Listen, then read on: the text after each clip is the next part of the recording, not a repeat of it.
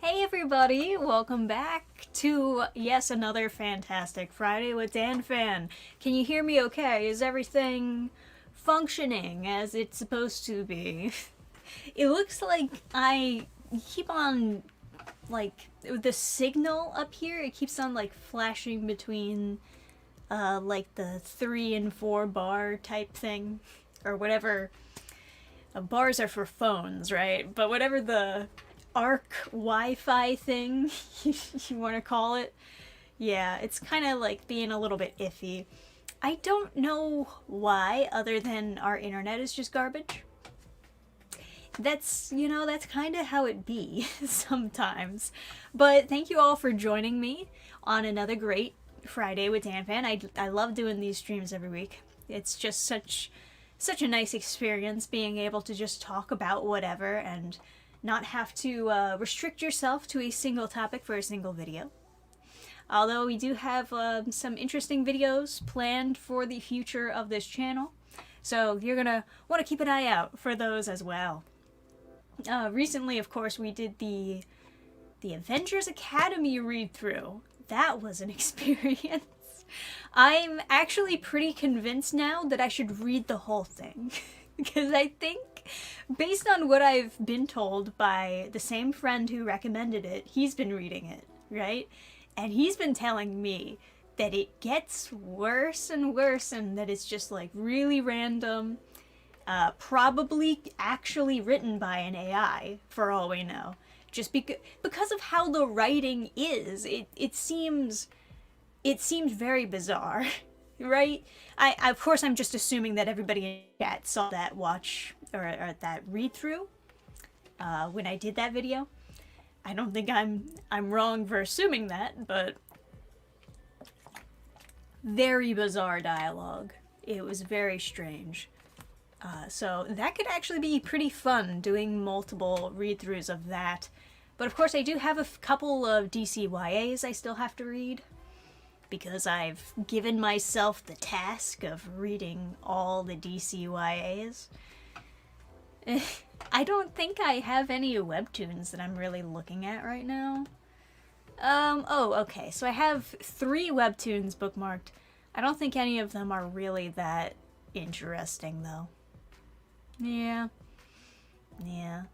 And then, of course, there's gonna be the other type of content, which might be, for some people, the more fun content, where I play the games, right? Or I just make a video about a topic that I'm interested in, or I do an indie comic review type stuff. So, those will be fun as well. But yeah, hey, Yeshua saying, can't wait to watch this later. Really appreciate your top quality comics. I appreciate you, man. Welcome to the VOD squad. Yeah, saw the video. That was so gay. So there's a bunch of stuff that we can definitely talk about on this Friday. The first question that I would like to throw out to the chat, to you guys, is, did you read the ending of My Hero Academia? How many people were following the manga? How many of you have read the ending? Because it ended. My Hero Academia is officially over. And people are talking about the ending on Twitter, and I haven't been keeping up with it myself. I stopped reading My Hero Academia a while ago. To many disgruntled fans who didn't think that I should have dropped it, but yes, so a lot of people are talking about the ending. I don't really understand the ending based on Twitter alone. I tried to look into it so I could have some context, but everybody's tweeting really weird things, so I have no context whatsoever. I have very confusing rants from different people complaining about different things about it that I don't really understand. There's the meme of Deku working at a fast food place. That is apparently supposed to be a meme directly referencing the ending of My Hero Academia. it's confusing, and I have no idea what that means. Does it end with him working at a fast food place? Is that actually how they end it? Yeah, okay, so a lot of people are saying no. Gabe's saying I'm on the anime-only route, and even then I'm still at the middle of season 3, yeah. I feel you, Gabe. I feel you for sure. I never saw the appeal to that show. Yeah, I mean, okay, so the concept is good. The concept of people with powers going to a superhero show has always been good. Is it unique? No. A bunch of other people did it before. But it's still a good concept. So a lot of people like to see more of that. It's like the isekai concept, where they're like, man, this is a good concept. I wish there were more shows like these. And then, I mean, look at where we are now, right? But, yeah. My Hero Academia, not a bad concept. Part of the reason, there's a bunch of reasons why I dropped it, but part of the reason was because I couldn't stand the main character.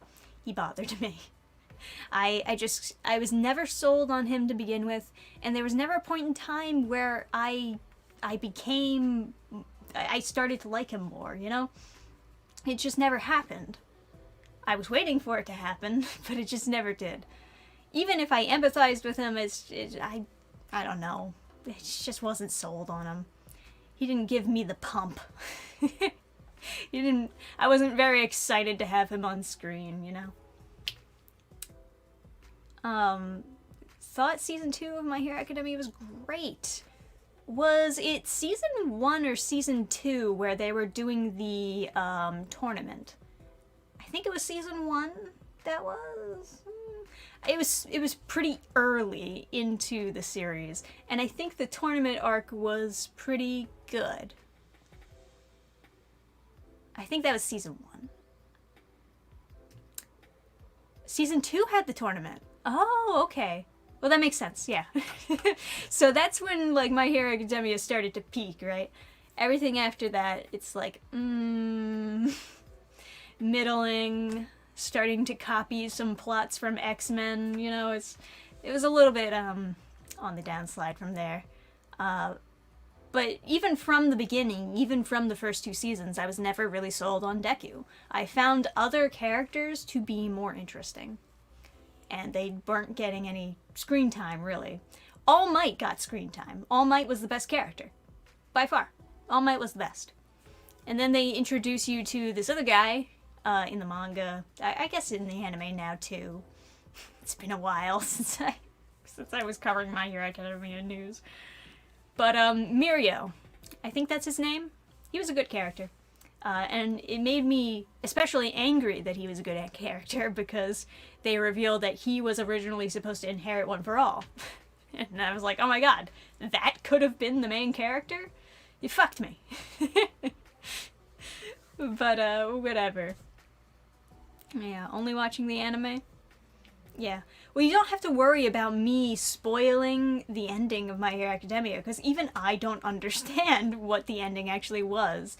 I see a lot of people complaining about it, but I don't really understand, like, the context behind their complaints at all. And then some complaints are just funny.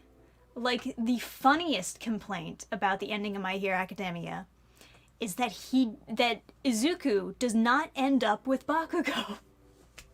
It's like, no shit.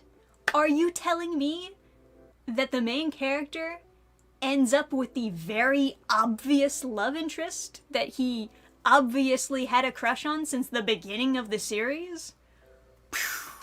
Mind blown. But shippers, unfortunately, are very rabid. Especially in the My Hero Academia community, unfortunately. I don't know what it is about My Hero. People say that it's because it's very normie. Very normie anime, so it's appealing to a normie crowd, and sometimes toxic crowds who will just get into normie stuff. But that is... yeah, that is such a stupid reason to be upset. And you deserve to be mocked if you are actually angry about that. I mean, like, really. Of all complaints, you're complaining that your non-canon ship was not canon? Stuff like that makes me like irritated, but also anxious about my own stuff. Because I don't want people to read my books, ship two characters together, and then get mad when I don't appeal to them. It's like, you're delusional. You're delusional, people. That's fucking weird. Sorry. Arashi saying, in other news, my 17-year-old kitty was sick last weekend, but after a few visits, he's feeling much better. My goodness, 17. God bless. That is amazing. Good to hear that he's feeling better. Shippers are what made me unfollow all fandoms of anything. It's just better that way. Yeah, you know, you're onto something there. I really like being able to talk about things that I really like. And that's usually what fandoms are for. That's usually why it's so good to be in a community, to just like talk about, hey, did you read the latest chapter of Freerun, right? Oh man, so crazy. I like that about communities, about fandom communities. The thing that I don't like is when people are crazy and then they spread their crazy to all the other people. Like a virus. It's insane. With how toxic the fandom is, I'm surprised there isn't a bigger shitstorm. I have no idea. MCA has a lot of weirdo shippers considering the ages of some of the characters. Yeah. Well, you were talking about shippers, best not to take them seriously. Oh yeah. Oh my god, of course. But like, yeah, there's a lot of young teen girls that really got into My Hero Academia and then would proceed to ship Bakugo and Izuku. And, you know, does it affect me? No. Not yet, anyway. Just, you know, keep your crazy away, please. But, you know, I just don't get the entitlement. If you really want to ship those two and draw your porn of them or whatever, like, fine. But why do you have to then harass the creator for not making it canon? You never had... You never were entitled for it to be canon in the first place. It's your own personal fan fiction. That's all it is. So, yeah, it's irritating for that to... Well, it's not accurate to call it the norm. It's not the norm exactly. It happens often, but it's always these really small groups of people that are making that happen, you know? Yeah, I don't really follow any fandom. If she cringe takes, I don't interact with those people.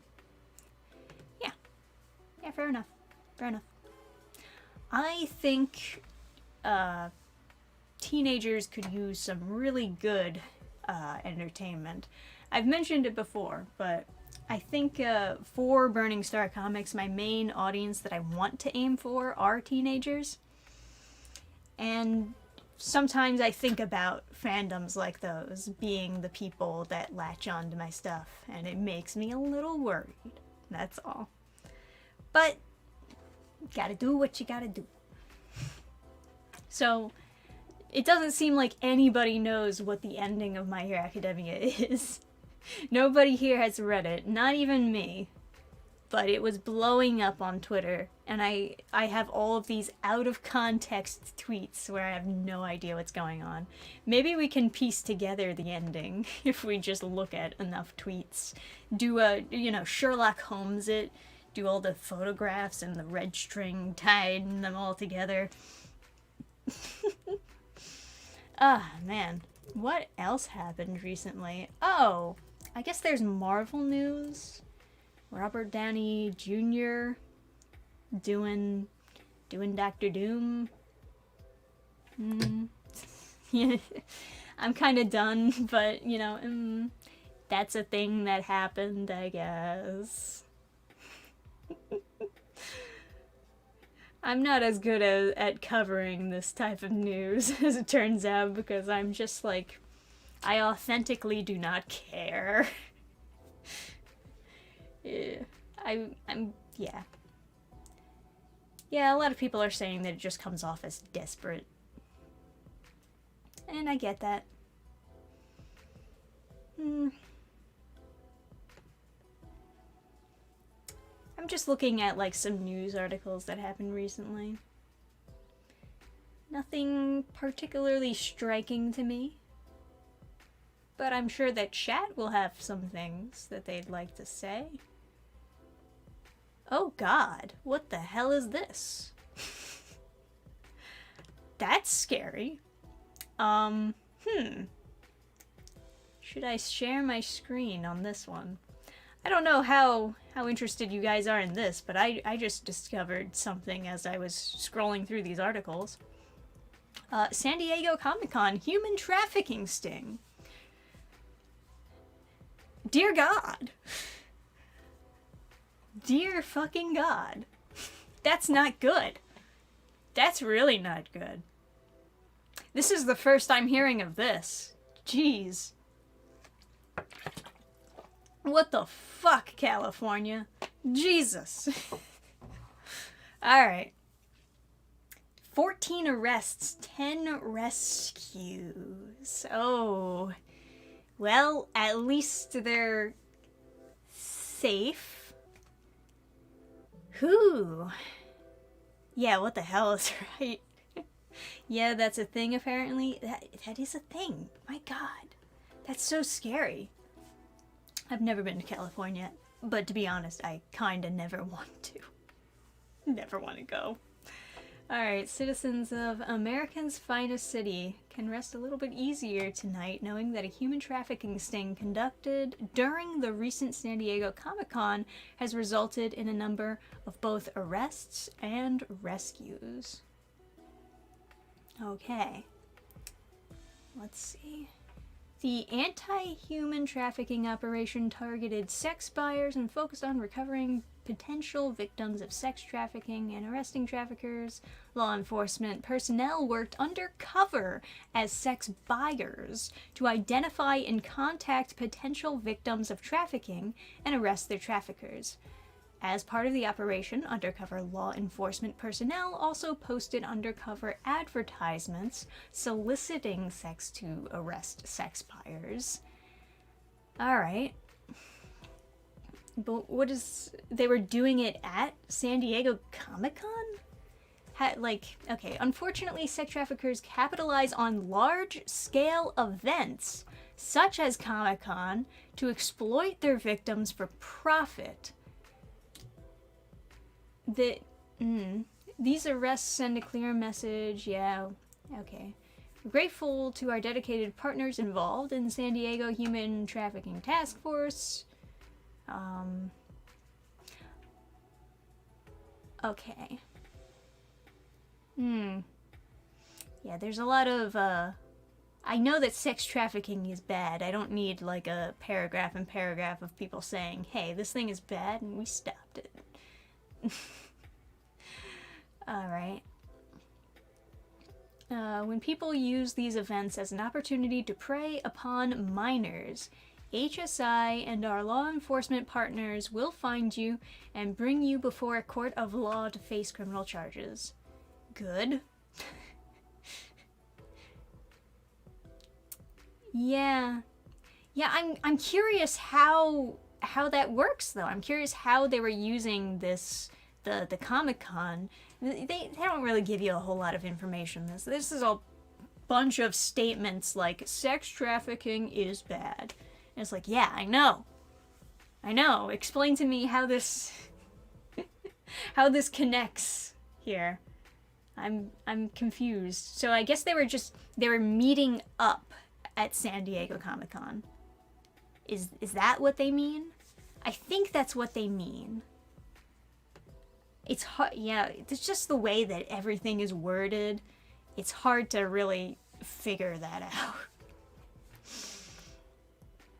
Yeah, to all the Californians, I'm sorry you live in California. Yeah, right. Even comics aren't safe from human trafficking rings. Yeah, that's super scary, of course. Super scary. I've definitely, not even in California, I've definitely seen weirdos being weird to kids at these conventions. So I think it's probably worth investigating more than just San Diego Comic Con. It doesn't sound like they're saying that the people organizing the event were to blame. It sounds like they're saying that they just meet at those events, which is a little bit different, because I thought that it was like specifically the like organizers were doing some weirdo shit. It's just like the way that it's worded, it's a little bit odd to try to figure out what happened. And then they're just like back-to-back statements released for the press, but I don't really understand what happened. It's just like sex trafficking bad. It's like, yeah, I know it's bad. Yeah. Some 2 years ago, there was a cosplayer that got kidnapped at Anime Matsuri in Houston. Jeez, yeah. That is very scary for sure.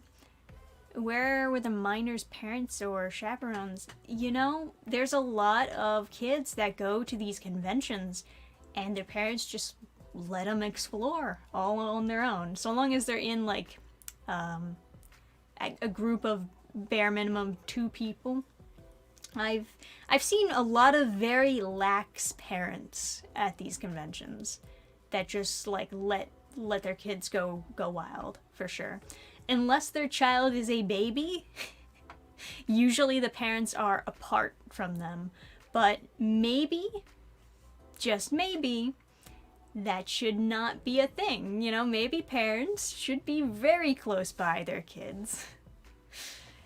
And I understand, of course, you know, typically if the kids are traveling in a group, it's probably fine, but still, I mean, I've gone to a couple conventions at this point, and it just seems like it's a trend that some people are not like holding the leash on their kids for lack of a better terminology. They don't exactly care where their kids are wandering off to.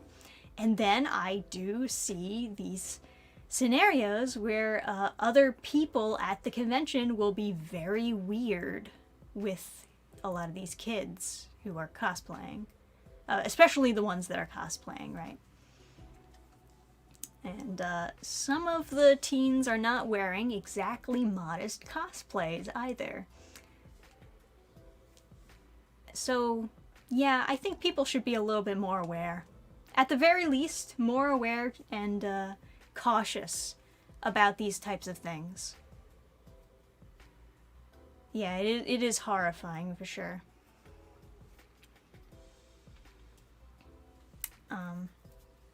But I don't think they are releasing any like names of the people that were arrested or anything. They're probably not. I mean, like, they could just be fucking random people. It's not like they're always connected to some organization or something. But yeah, that's a very scary thing, isn't it?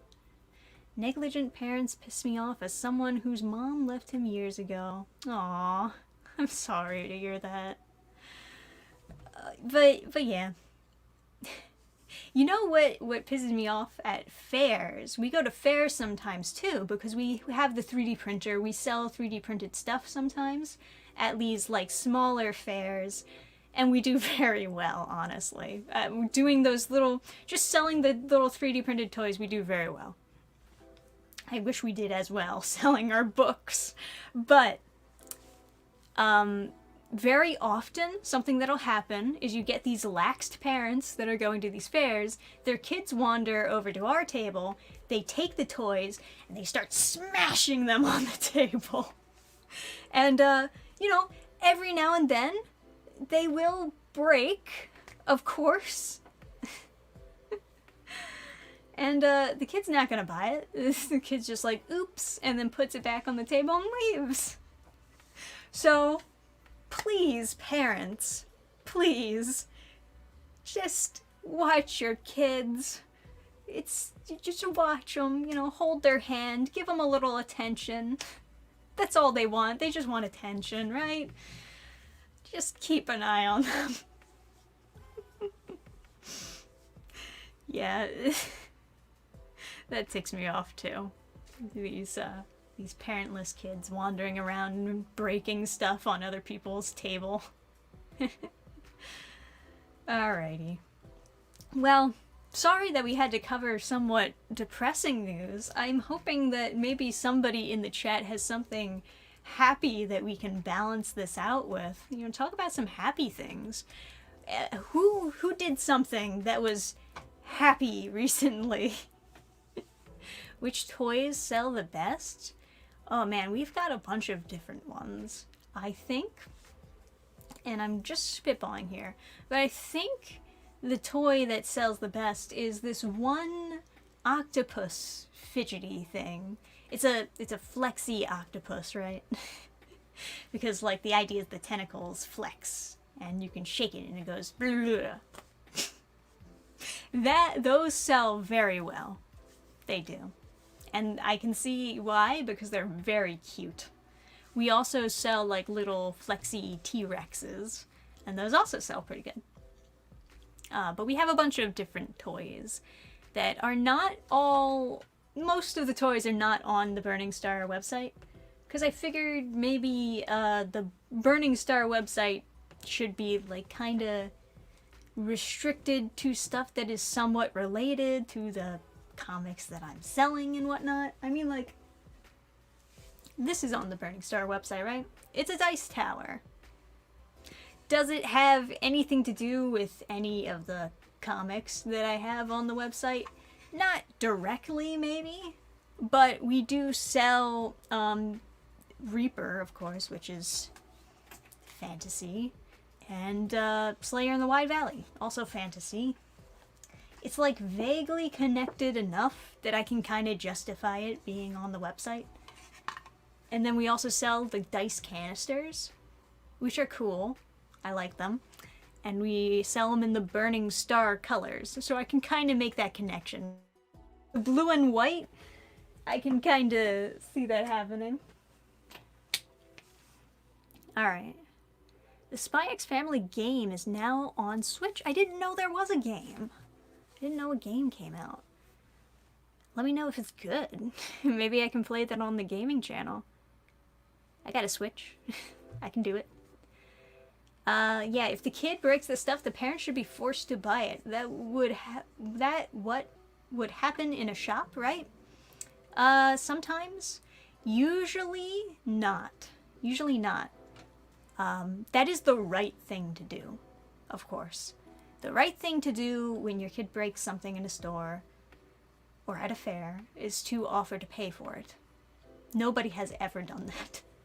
In our experience, nobody ever is the bigger person who's like, oh, I'm sorry, I'll pay for it. Or I think maybe it happened once. Maybe it happened once. But usually, nobody cares. And in a big store, I think in an actual store, people just have this perception that because they're in a physical building of a store, that the people who own the store must have a lot of money, and that therefore it's okay to just like break stuff and not pay for it or whatever, or steal stuff.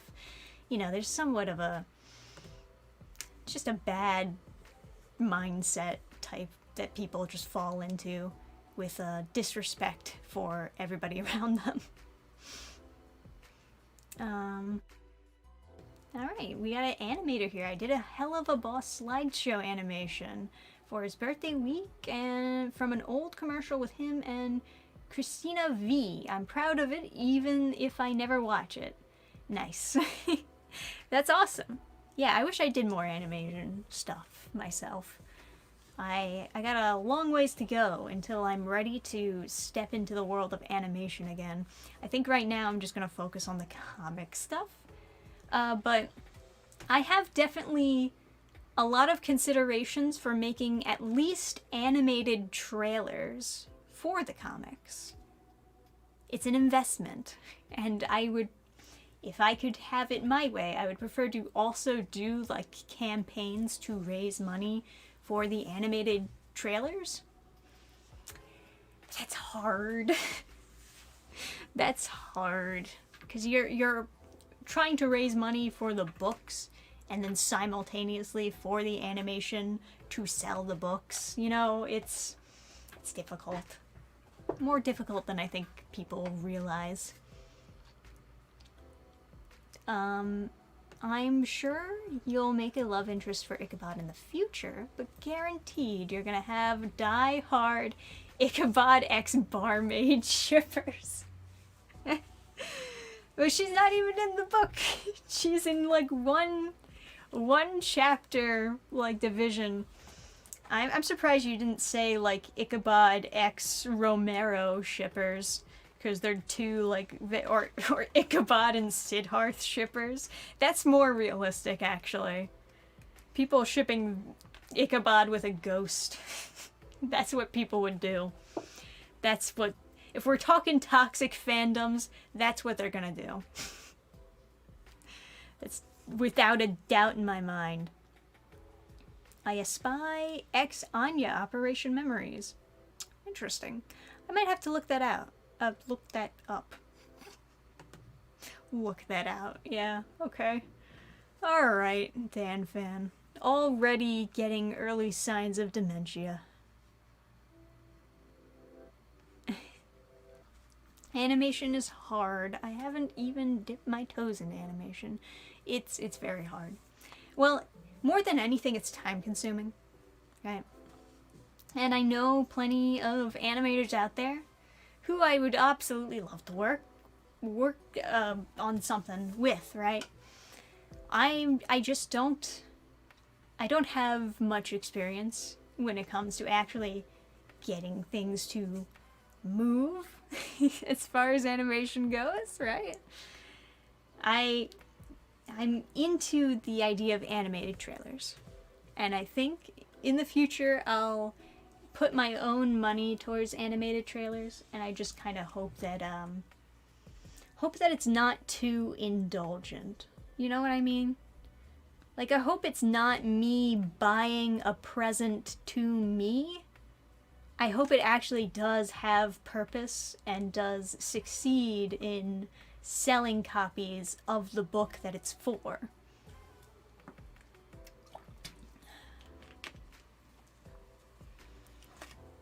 Because that way I can kind of justify it, you know? I can kind of say, hey, it's actually really smart that I spent a boatload of money on this animated trailer, because look how many books I sold, etc., you know? There's a lot of things that I would spend money on just to please me personally, even if they didn't make any money. Or even if they didn't make the money back, right? Like, I'm already thinking of second edition prints of Reaper, and the things that I want to do for a second edition of book 1. I'm thinking like, oh, I got this artist in mind that I think would do a great variant cover for the second edition, and I'm gonna like fucking put gold foil on it or some shit. I don't know.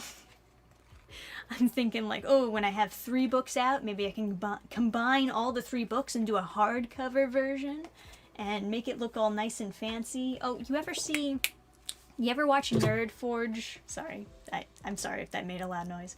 You ever watch Nerd Forge's videos?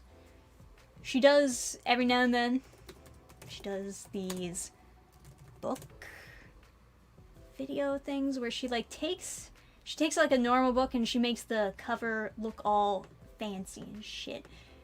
She's an arts and crafts channel, so I don't blame you if you never heard of her. But let me show you. Shit like this, right? She took like a normal book and then she made it look nice.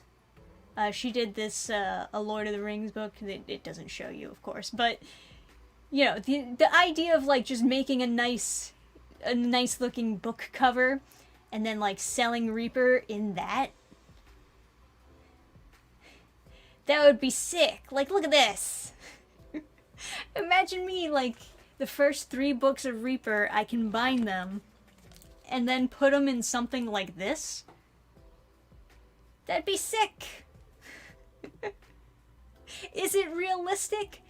No.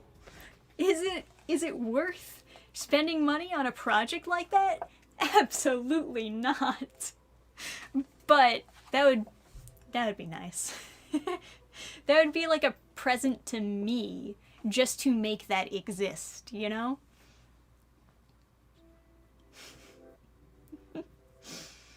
And it's kind of a similar way to how I feel about animated trailers.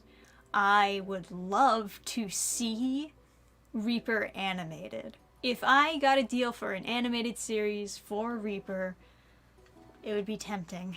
It would be the most tempting thing you could ever offer me. I'm not saying that I would go through with it, because obviously there's a bunch of complicated things with writing your own indie series and then also having an animated project being made for it, because you gotta ask questions like, well, do I keep my publishing rights? Do I relinquish the rights to the property entirely, or can I keep making the books? Do I have to now write for the show?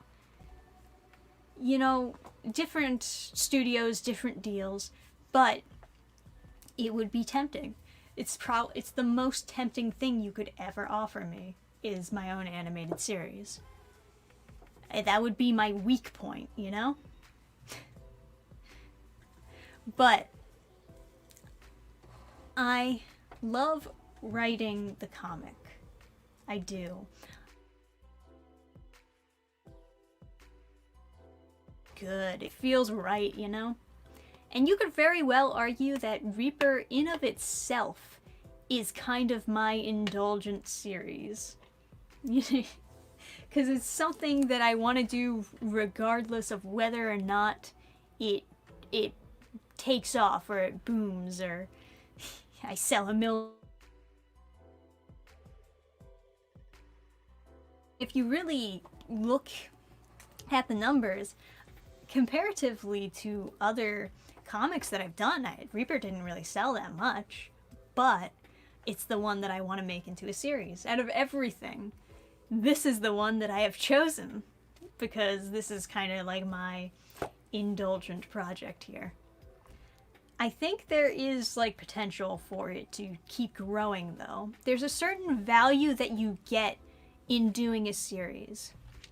Not everybody is going to get the same value, right? But there is potential to doing a series that does not exist from doing one-shots.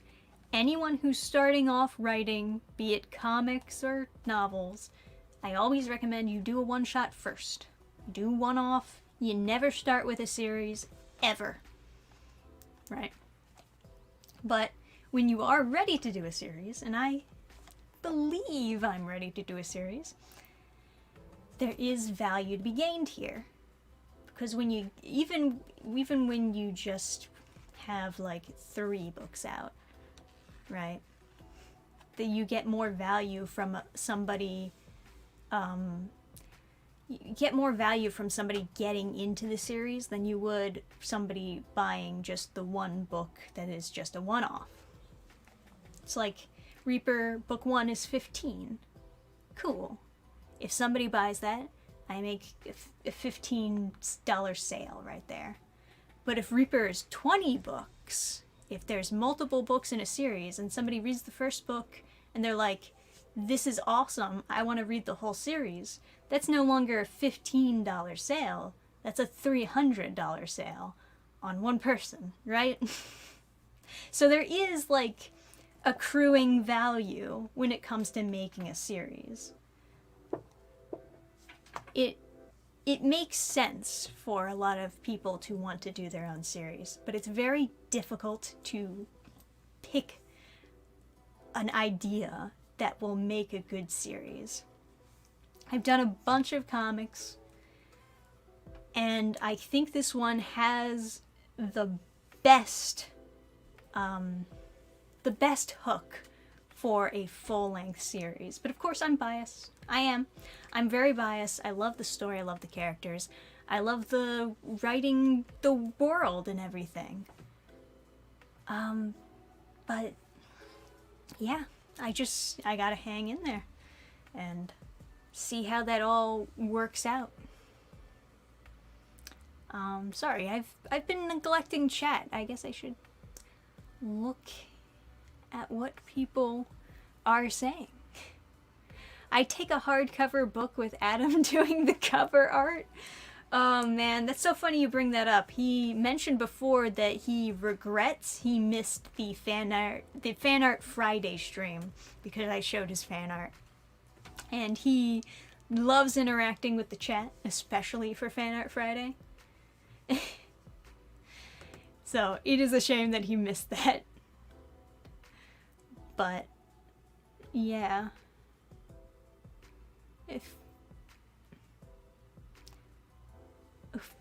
Jeez, what a crazy question. No, I wouldn't do evil to get a animated series. I'm just saying if someone offered it to me, it would be very tempting.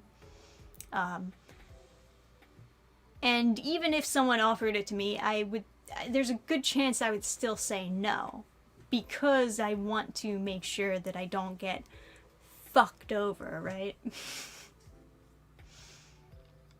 I don't want someone to take the series and then completely ruin it, because then what's the point? If you get an animated series, it's the dream, right? But if it's garbage, if it's a garbage series, then it does the exact opposite of, like, satisfy you. It's just, you ruin everything, you ruin your reputation, yeah, terrible. I gave a copy of Reaper to my 13-year-old niece. She's entering her edgy teen phase and is getting into art. I told her it was by a lady writer artist and she lit up. I hope you'll have a new fan someday. Aw, well, that's good to hear. I do hope she enjoys it. I mean, it does kind of fit with the edgy theme, right? What is Reaper even about? Good question. I gotta practice my pitch, right? So this is a dark fantasy series that obviously I'm starting with book 1, as you can see. Fairly thick, kind of manga size. Actually, I think it is exactly manga size. Black and white interiors, right? And it features the main character, Ichabod. He's a reaper, which is like this kind of underground occupation where people will sell souls. They're collecting and selling souls because souls can give you power. And he gets this job to go to this castle in the background of the cover here to collect the soul of this undead lord. And that's kind of the hook for book 1. I can't reveal too much about the hook for the series because the end of book 1 is what actually kickstarts the series. And I guess I have spoiled it a little bit on Twitter, but I don't think I spoiled so much that people wouldn't be able to enjoy the ending, of course.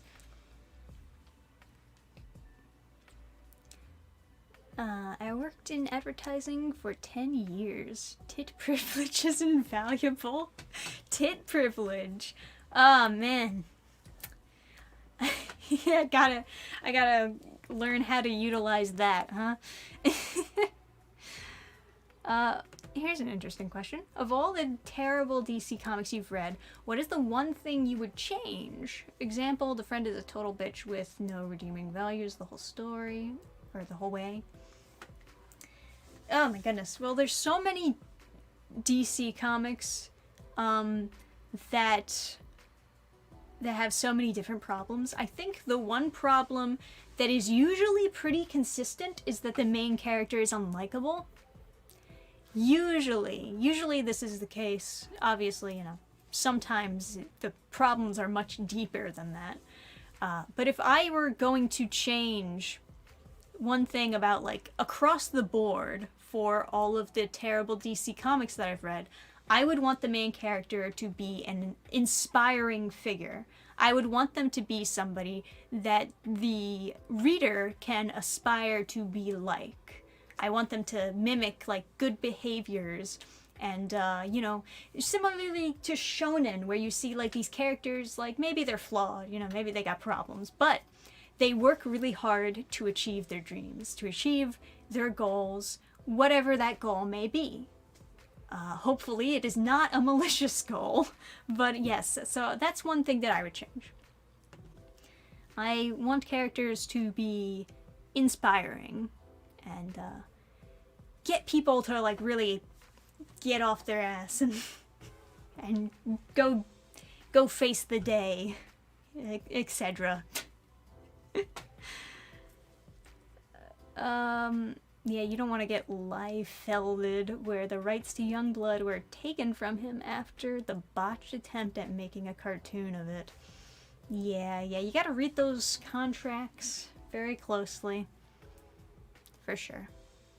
I like that your main character smokes a pipe. Yeah, that was something a little bit unique about it. Adam said the same thing, where he was like, oh, that's actually really interesting that you have, like, a main character smoke a pipe. Part of the thing that makes the aesthetic a little bit different is the fact that he's not an old man. Like, he's a young guy, but he smoked a pipe, you know? That's a little bit deviating from the typical tropes that come with, especially a fantasy setting. Usually, you think of any fantasy character smoking a pipe, usually the first person people think of is Gandalf. Lord of the Rings, smoking his pipe. But Ichabod's a little bit different. He's a young guy. He already got into smoking.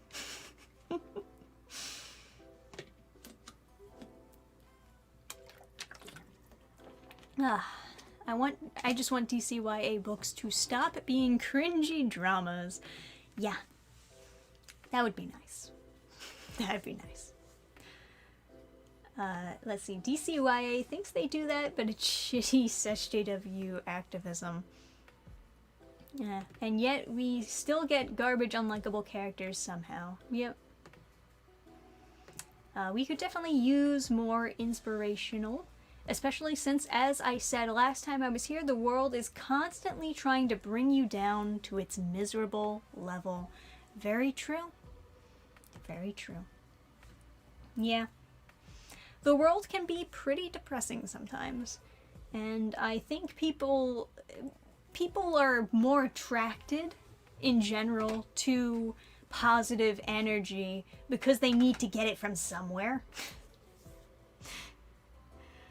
And some people, I think, want to, whenever they see someone that has, like, positivity or optimism, some people out there are a little bit devious. Maybe perhaps it comes from a place of envy, right? But they want to take that optimism and just dunk on it. They just want to drag everybody down, yeah, make them miserable. Make them as miserable as they are personally, you know? But, yeah. Stick with alternatives, folks. Like with Reaper, which you can buy from Burning Star Comics. You goddamn right. BurningstarComics.net. Let's go!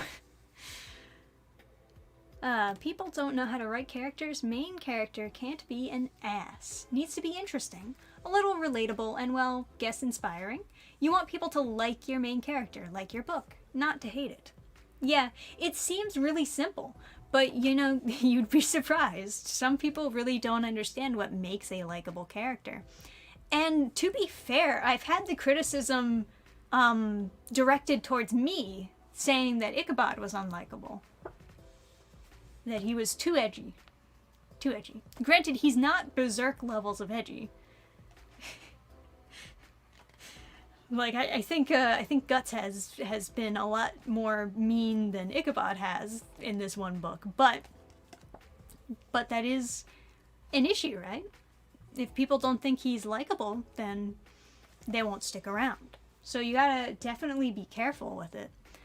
Of course, people are gonna read it different ways, and all edgy characters kind of have this subtext to them, you know?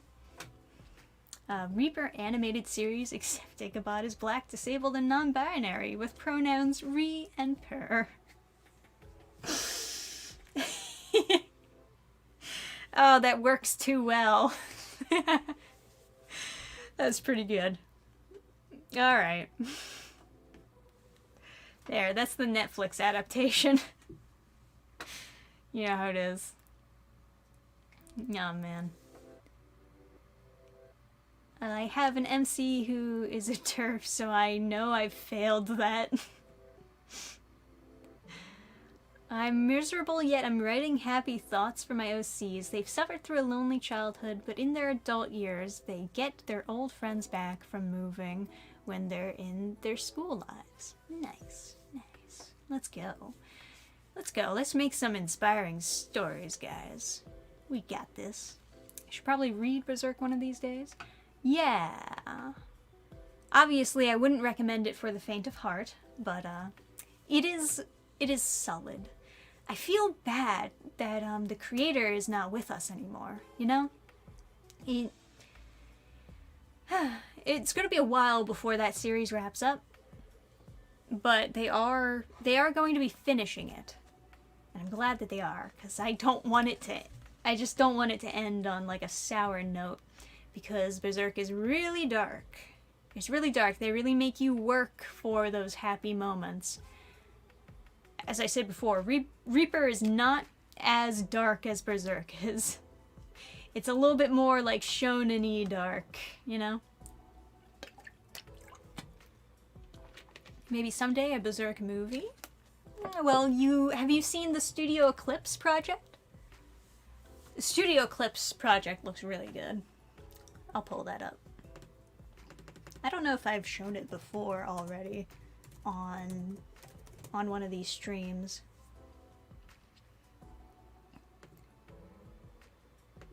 But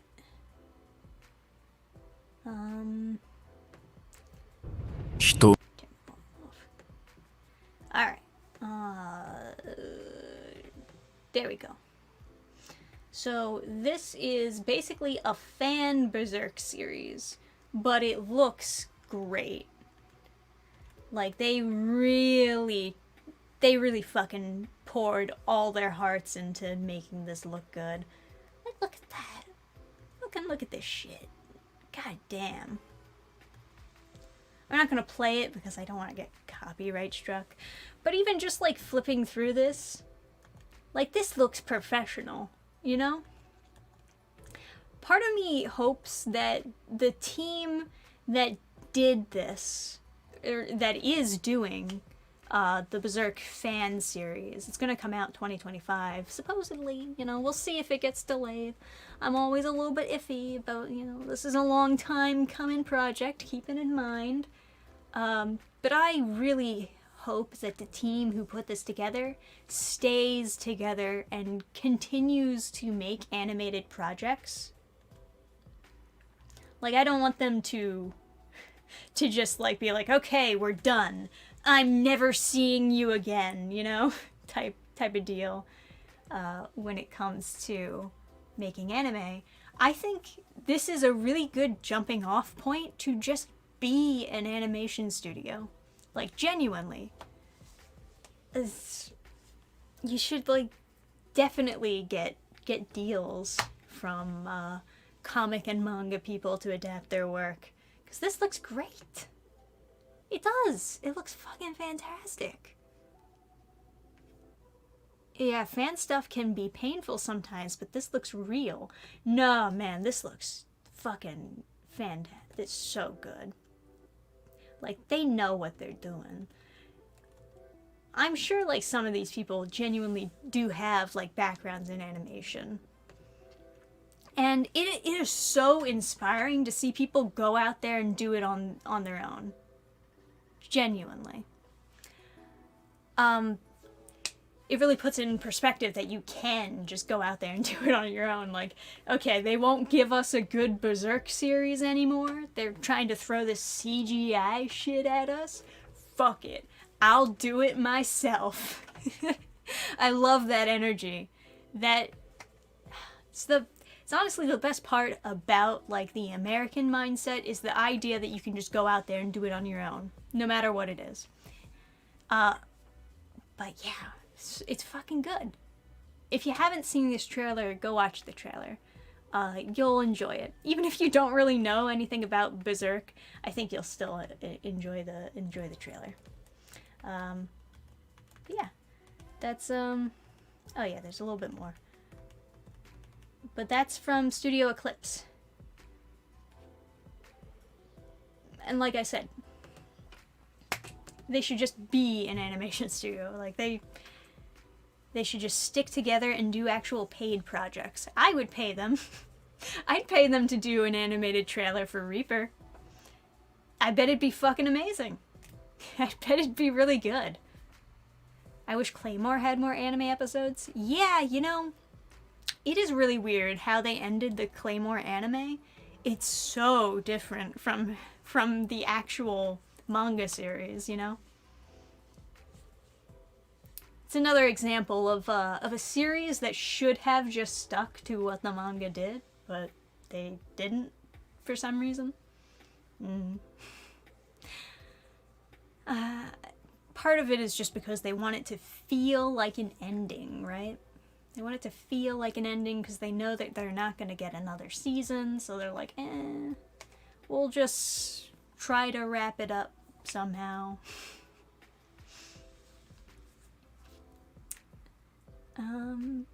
But yeah. Don't be a backyard astronaut. Hey, have you seen The Backyard Scientist? That is an actual YouTube channel. He does some crazy shit. Would recommend. Yeah. But, yeah, so that's something I can recommend. I can recommend Studio Eclipse. They should stay together and do more animated projects, even when Berserk is done. What the fuck? Sorry, guys. My YouTube homepage. How do I even explain this? I can't show it to you. I can't show you what my YouTube homepage just recommended to me. But it really does speak volumes to YouTube being fucking broken, this fucking algorithm. Why?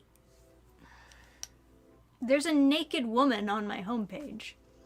No, there's multiple porn live streams on my homepage right now. Has anyone else been having this problem? There's multiple. I can't show it to you because I'll get penalized, but for some reason they are promoting it to me on my homepage. It's not naked yoga. It's porn. It is actual porn. What am I watching? I'm not watching anything. It's bad. I don't know what the fuck is going on. YouTube needs to get fucking fixed. I don't know what they did in their last algorithm update, but they fucked it up. They fucked it up real bad. They are not supposed to be promoting porn on YouTube. Go to your homepage, you know, like open up a new tab, go to your homepage. You tell me if you see any porn on your homepage. I'm sure it's not me. It's not me. Ah, yeah, I just opened up my homepage and there was a naked woman.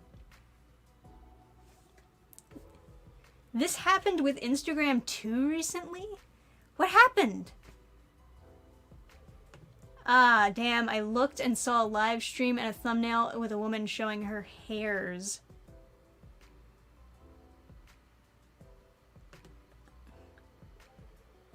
Like, what the fuck is going on?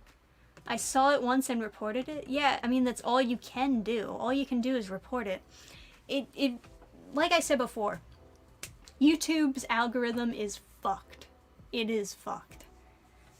They really just need to scrub it clean and start it over again. Like, reconstruct their algorithm from the bottom up. But they don't want to do that because it costs a lot of money and time and blah, blah, blah, blah. But yeah, this is really bad. This is really bad. LOL, I have naked stuff too. Yeah. Yeah, it's not me. They're just randomly fucking posting porn on the homepage. What the fuck? I'm so... I watch a lot of YouTube too, right? I have to report it, obviously. So I'm just gonna do that now. I watch a lot of YouTube. I don't know, like... how... It's gotta be something that they're just applying to every channel. Because I do my best to cater the algorithm to things that I would actually want to see. And yet, they're just like, oh, transparent lingerie. Yeah, getting fucking reported. Fucking weirdos. Like what, did Pornhub shut down recently? Now we gotta all, now they're all like flying over to YouTube? Fuck out of here. So upsetting. Sorry, it's just like stupid. Anyway. We're done this. We're done the Dannphan live stream. We done it. We did Fridays with Dannphan. We're done. But thank you all for joining me on another fantastic Friday with Dannphan. Report those videos. And I'm sure that's probably... give it like 2 minutes. That's going to be trending on X. People are going to be like trending the fact that YouTube is all of a sudden promoting a bunch of porn live streams. Alright, well, thank you guys for tuning in. This was an interesting one, huh? This was an interesting stream that we had here. Oh, you know what? Sonic City Witch. I should talk about that for like 2 minutes. Sonic City Witch, the full graphic novel. We're going to open up pre-orders for that on the website August 8th. I'm going to also do a Kickstarter for it for the normies, right? So, look out for that. Yeah, I just checked X is there. That didn't take long. Oh, man. But, thank you. Thank you for joining me. Check out burningstarcomics.net. That's where Reaper is, if you want to start the series. That's where the Sonic City... the first digital issues of Sonic City Witch are, and where the graphic novel is going to be open for pre-orders. Got a bunch of art on there. We got, 3D printed stuff on there.